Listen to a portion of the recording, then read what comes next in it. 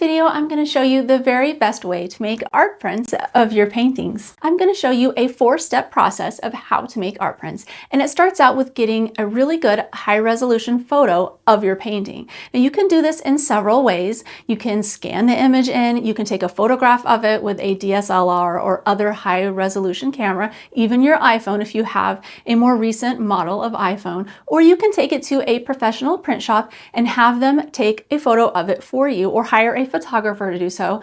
But I would suggest to not do that because it's very expensive if you hire somebody else to do this. Oftentimes it can run anywhere from $50 to $100 a painting to have it professionally either scanned in or photographed for you. So this is a skill I would suggest to develop yourself, especially if you're going to be making a lot of paintings.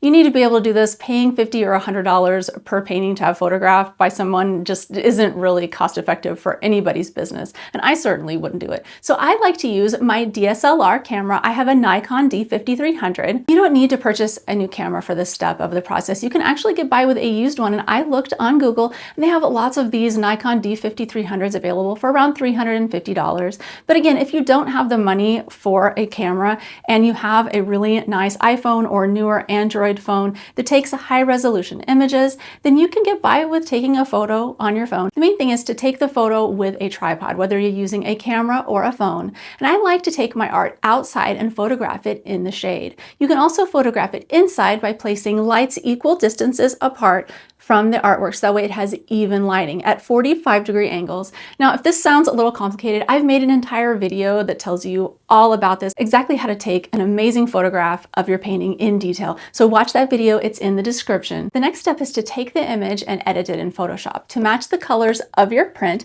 to your painting. Now, some people think that the printer is what does this, but it is not. It is your digital editing skills in Photoshop that corrects the colors to get it to be an exact match. And I've made you an in-depth tutorial that it shows you exactly how to do this in Photoshop, linked in the description. Step 3 is making the print. You've got several options for this. One, you can take it to a professional print shop and have them print it for you. You can use print on demand, a company like Printful, to put it on all sorts of different products like t-shirts, art prints, really anything. The sky's the limit on print on demand. Or you can make the prints yourself. If you're selling a lot of art prints to people, especially at in-person events, then I would highly suggest making the art prints yourself and investing in a photo printer. I like to use Epson printers because I think that they are better quality than Canon and they last longer. But a Canon printer usually will be a little more affordable than an Epson photo printer, and so it definitely is an option. Either way, you want to use inks that are actually from the company, not the aftermarket cheap inks,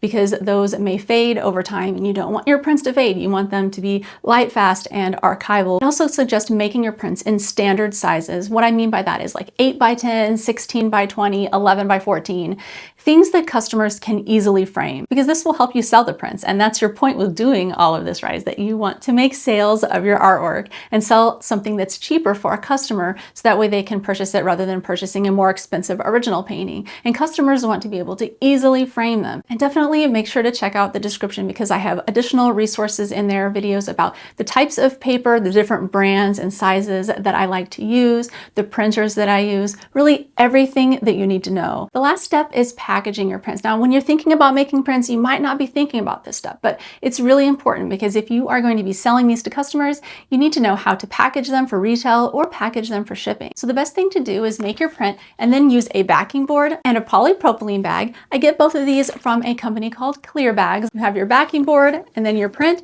and then you slide both of them into the bag. And I've actually arranged all the videos that I referred to in this video in a playlist, so you can watch it here if you'd like to. All right, thank you so much for watching, and I wish you the best of luck on making art prints. See you next time.